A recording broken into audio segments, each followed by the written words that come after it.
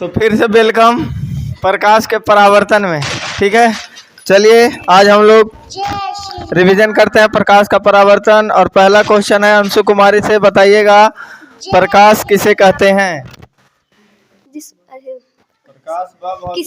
प्रकाश वह भौतिक कारक है जिसकी उपस्थिति में हमारी आंखें किसी वस्तु को देख सकती है। ठीक है, आप बता सकते हैं कि प्रतिबिंब कितने प्रकार के होते हैं? दो प्रकार के होते हैं, काल्पनिक प्रतिबिंब, वास्तविक प्रतिबिंब। काल्पनिक प्रतिबिंब और वास्तविक प्रतिबिंब। अच्छा ये बताइए कि प्रकाश के परावर्तन के कितने नियम हैं? दो नियम। दो नियम है। चलिए आप बता सकते हैं प्रकाश के परावर्तन का नियम बताइए। आपतन कोण, प्रवर्तन कोण। ठीक है, आपतित किरण, प्रवर्तित किरण तथा आपतन बिंदु पर डाला गया विलंब तीनों एक ही सतह पे होते हैं। बहुत बढ़िया। आप बताइएगा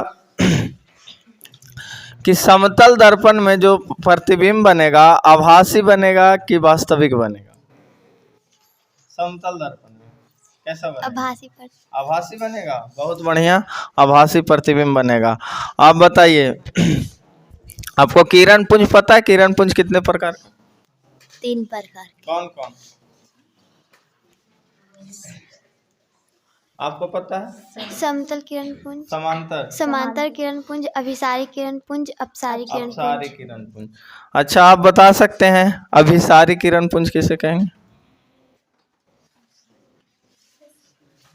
आप बता सकते हैं, बताइए। अभिसारी किरण पुंज जब प्रकाश की किरणें एक बिंदु से निकलकर फैलती हुई नजर आती है उसे अपसारी किरण पुंज कहते हैं। ठीक है, अभिसारी किसे कहेंगे? जब प्रकाश की किरणें एक बिंदु पर आके मिलती है उसे अभिसारी किरण पुंज कहते हैं। बहुत बढ़िया, आगे बढ़िए। आपको पता है प्रतिबिंब कितने प्रकार का? 2 प्रकार के। 2 प्रकार का, वास्तविक प्रतिबिंब, काल्पनिक प्रतिबिंब। वास्तविक प्रतिबिंब और काल्पनिक प्रतिबिंब। अगला क्वेश्चन, आप लोग को पता है माध्यम जिससे प्रकाश गमन करती है, ठीक है ना? तो माध्यम कितने प्रकार के हो सकता है? कितने प्रकार का? 3 प्रकार का। कौन कौन नाम याद है आपको? नाम याद है? माध्यम कितने प्रकार का? माध्यम पारदर्शी माध्यम, अपारदर्शी माध्यम, पारभासी माध्यम। बहुत बढ़िया। पारदर्शी माध्यम कौन बताइएगा? आप बताइए। पारदर्शी माध्यम वैसा माध्यम जिससे प्रकाश आर पार हो जाए उसे पारदर्शी माध्यम कहते हैं। उसे पारदर्शी माध्यम कहते हैं। आप पारदर्शी माध्यम? पारदर्शी, अपारदर्शी सर। हाँ? वैसा माध्यम जिससे प्रकाश का कोई भी भाग बाहर ना निकले उसे आप पारदर्शी माध्यम कहते हैं। जैसे में एग्जांपल दीजिए। जैसे मैटा हो गया सर, टेबल हो गया, चौकी हो गया, हाँ लोहा लकड़ी सब हो गया। हो गया। इससे प्रकाश आर पार नहीं करता है ना? आप बताइएगा पारभासी। वैसा माध्यम जिससे होकर प्रकाश कुछ भाग बाहर निकले उसे पारभासी माध्यम कहते हैं। बहुत बढ़िया। जैसे में घिसा, शीशा, तेल लगा हुआ, कागज इत्यादि। बहुत बढ़िया। अगला क्वेश्चन है, चलो कुंदन कुमार के पास आते हैं। कुंदन कुमार बताइएगा प्रतिबिंब कितने प्रकार का? 2 प्रकार का। कौन कौन? वास्तविक प्रतिबिंब, काल्पनिक प्रतिबिंब। क्या परिभाषा बता सकते हैं काल्पनिक प्रतिबिंब का? किसी बिंदु स्रोत से आती प्रकाश की किरणें दर्पण से परावर्तन के बाद जिस बिंदु पर मिलती प्रतीत होती है उस बिंदु स्रोत का काल्पनिक प्रतिबिंब कहते हैं। काल्पनिक प्रतिबिंब कहते हैं। बताइए गोलीय दर्पण कितने प्रकार का? 2 प्रकार का। कौन कौन? उत्तल दर्पण, अवतल दर्पण। अवतल दर्पण। अच्छा उत्तल दर्पण और अवतल दर्पण को आप पहचान जाते हैं? हाँ बताइए। वैसा गोलीय दर्पण जिसका प्रवर्तक सतह दबे भाग की ओर हो उसे अवतल दर्पण कहते हैं। बहुत बढ़िया। और उत्तल दर्पण वैसा गोलीय दर्पण जिसका प्रवर्तक सतह उभे भाग के उठे भाग की ओर हो, हाँ उसे अब उत्तल दर्पण कहते हैं। बहुत अच्छा। अगला क्वेश्चन है आशिक, आपको याद है? नाम भी जोड़ है आपका आशिक। बताइएगा ध्रुव किसे कहते हैं? आपको याद है कुछ? हाँ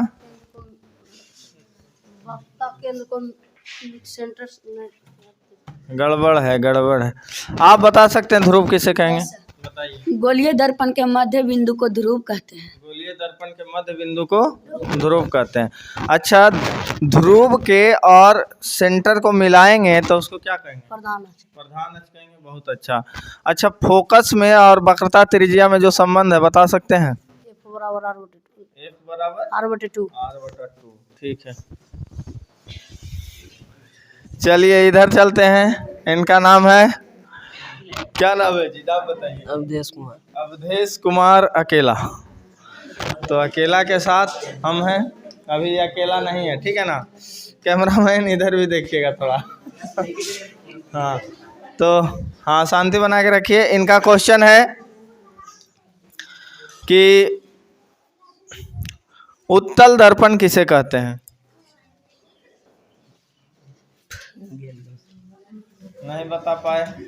इधर से कौन बताइएगा उत्तल दर्पण का परिभाषा बताइए। जिस गोलीय दर्पण में उठे हुए भाग की ओर हो उसे उत्तल दर्पण कहते हैं। परावर्तक सतह, परावर्तक सतह उठे हुए भाग की ओर हो उसे उत्तल दर्पण कहते हैं। चलिए बहुत बढ़िया, बैठिए। अगला क्वेश्चन है इधर से। चलिए आपको याद है कुछ बताइएगा। प्रतिबिंब कितने प्रकार के होते हैं? 2 प्रकार। 2 प्रकार के होते हैं। आपको याद है जी कुछ है? चलिए बताइए। जब प्रकाश की किरण दर्पण के समानांतर आएगा, यानी कि मुख अक्ष के समानांतर आएगा, तो परावर्तन के बाद कहाँ से गुजरेगा? मुख से गुजरेगा सर। मुख अक्ष से गुजरेगा। हाँ, मुख अक्ष के समानांतर आ रहा है। मुख अक्ष के समानांतर आ रहा है सर। हाँ तो मुख अक्ष के समानांतर आती प्रकाश की किरणें परावर्तन के बाद कहाँ से होकर गुजरेगी? फोकस से। फोकस से होकर गुजरेगी। बहुत बढ़िया। ये बता सकते हैं कि जब प्रकाश की किरण को सेंटर से गुजारा जाएगा तो कहाँ से परावर्तित? उसी पथ पर वापस लौट उसी जाएगी। पथ पर वापस लौट जाएगी। बहुत बढ़िया। अब इधर क्वेश्चन कुछ पूछेंगे। चलिए अब प्रतिबिंब से संबंधित क्वेश्चन होगा या उपयोग से संबंधित? कि आओ आगे थोड़ा सा आ जाइएगा। हाँ बस बस ठीक है। तो इधर हम लोग पूछने वाले अभी कि अवतल दर्पण और उत्तल दर्पण का उपयोग, ठीक है ना, किस चीज़ में किसका उपयोग होता है? आप बताइए। सर्च लाइट में किसका उपयोग होगा? सर्च लाइट में अवतल दर्पण। अवतल दर्पण का। बताइएगा। सोलर कुकर में किसका उपयोग? उत्तल दर्पण। उत्तल दर्पण का। आप बताइए। हजामत बनाने में? अवतल दर्पण का। अवतल दर्पण का। आप सर्च लाइट में क्या बताए थे? अवतल दर्पण। अवतल दर्पण। आप बताइएगा। नाक कान गला को चेक करने में डॉक्टर किस दर्पण का प्रयोग करता है? अवतल का। बहुत अच्छा। आप बताइए। गाड़ी के साइड मिरर में किस दर्पण? उत्तल दर्पण। उत्तल दर्पण का। पीछे देखने वाला दर्पण कौन होता है? अवतल। अवतल होगा। पीछे देखने वाला? उत्तल। उत्तल दर्पण। पीछे देखने के लिए उत्तल दर्पण का ही प्रयोग किया जाता है। आप बताइएगा जी। इधर से हटाइए तार। अरे तुम लोग के माथा नहीं काम करता है कि तार ठीक कर दें। आगे बोलिएगा। संदीप कुमार। संदीप कुमार से क्वेश्चन है कि डॉक्टर जो है किस दर्पण का प्रयोग करता है? अवतल दर्पण। अवतल दर्पण का प्रयोग करता है। अगला क्वेश्चन आपका ये है कि जब वस्तु अनंत पर रहेगा तो उसका प्रतिबिंब कहाँ बनेगा? ध्रुव पर। ध्रुव पे बनेगा। तो गड़बड़ लगता है बोल रहा है आप। जब वस्तु अनंत पे रहेगा तो प्रतिबिंब कहाँ बनेगा? कौन बताइएगा? फोकस पर। फोकस पर बनेगा। और जब फोकस पे रहेगा तो प्रतिबिंब छोटा अनंत पर बनेगा। अनंत पे बनेगा। चलिए बढ़िया। तो अनंत पे बनेगा तो बड़ा होगा कि बहुत छोटा? बड़ा होगा। बहुत बड़ा होगा। और जो अनंत वाला प्रतिबिंब बहुत छोटा। फोकस पर बनेगा बहुत छोटा होगा। बहुत बढ़िया। बढ़िए। अगला क्वेश्चन है आपसे। आप बताइएगा। क्या काल्पनिक प्रतिबिंब को पर्दे पर उतारा जा सकता है? नहीं उतारा जा सकता। काल्पनिक प्रतिबिंब को पर्दे पर नहीं उतारा जा सकता है।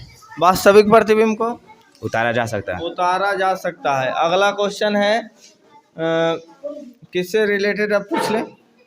और कोई क्वेश्चन? हाँ बताइए। आप बता दीजिए थोड़ा सा। नहीं इसी से पूछ लेते हैं। वक्रता केंद्र के बारे में बताइए।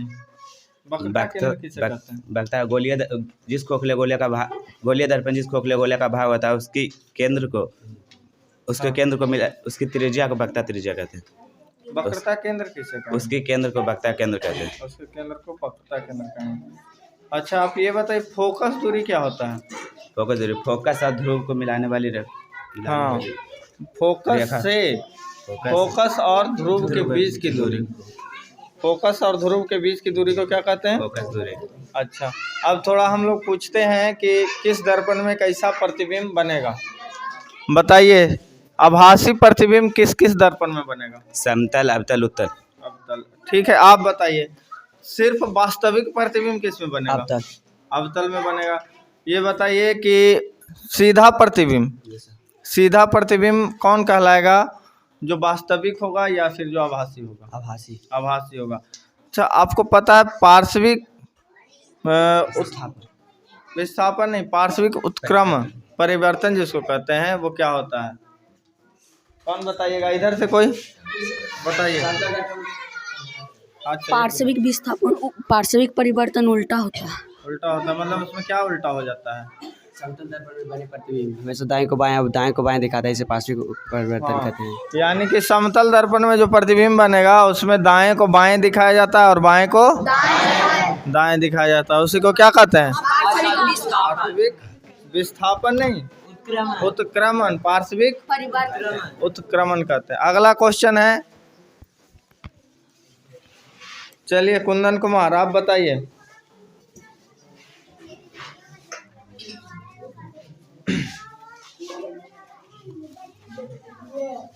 समतल दर्पण में जो प्रतिबिंब बनता है उनका 1 2 3 जितना विशेषता आपको पता है बता दीजिए। समतल दर्पण में बना प्रतिबिंब हमेशा वस्तु के आकार के बराबर होता है। ठीक। प्रतिबिंब दर्पण के पीछे बनता है। प्रतिबिंब आभासी और सीधा होता है। प्रतिबिंब पार्श्विक रूप से उल्टा होता है। बहुत अच्छा। जब वस्तु, अवतल दर्पण की बात कर रहे हैं कि जब वस्तु को फोकस और वक्रता त्रिज्या के बीच रखा जाए, सॉरी वक्रता केंद्र के बीच रखा जाए तो प्रतिबिंब कहाँ बनेगा? वक्रता केंद्र और अनंत के बीच। वक्रता केंद्र और अनंत, बिल्कुल सही जवाब है। और जो लोग थोड़ी सी कम तैयारी किए हैं अगला बार वो अच्छा तैयारी करें, ठीक है ना। और किन्हीं से प्रश्न छूट गया है मेरा तो बोलिएगा, उन्हीं से पूछ लेते हैं। इधर से अभी नहीं हुआ, चलिए आपसे भी पूछ लेते हैं। समतल दर्पण में कैसा प्रतिबिंब बनेगा? वास्तविक बनेगा या आभासी बनेगा? आभासी बनेगा। डरना नहीं है बिल्कुल। आप बताइए अवतल दर्पण में कैसा प्रतिबिंब बनेगा? अवतल दर्पण में कैसा प्रतिबिंब बनेगा? आप बताइएगा। वास्तविक बनेगा। क्या आभासी उसमें नहीं बन सकता है? बन सकता। आभासी या वास्तविक दोनों प्रकार के प्रतिबिंब किस दर्पण में बनेगा? समतल दर्पण में। गलत जवाब। नहीं, हमने क्या कहा? वास्तविक और आभासी दोनों प्रकार के प्रतिबिंब किस दर्पण में बनेगा? अवतल दर्पण में। ये दोनों प्रकार के प्रतिबिंब किस में बनेगा?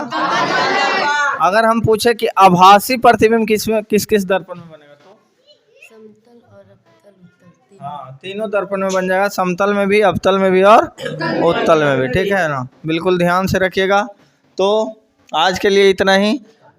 बच्चों से उम्मीद है कि अगला बार आपके सामने अच्छा प्रदर्शन करके दिखाएंगे। ओके, चलो सबको धन्यवाद। जय हिंद, जय भारत।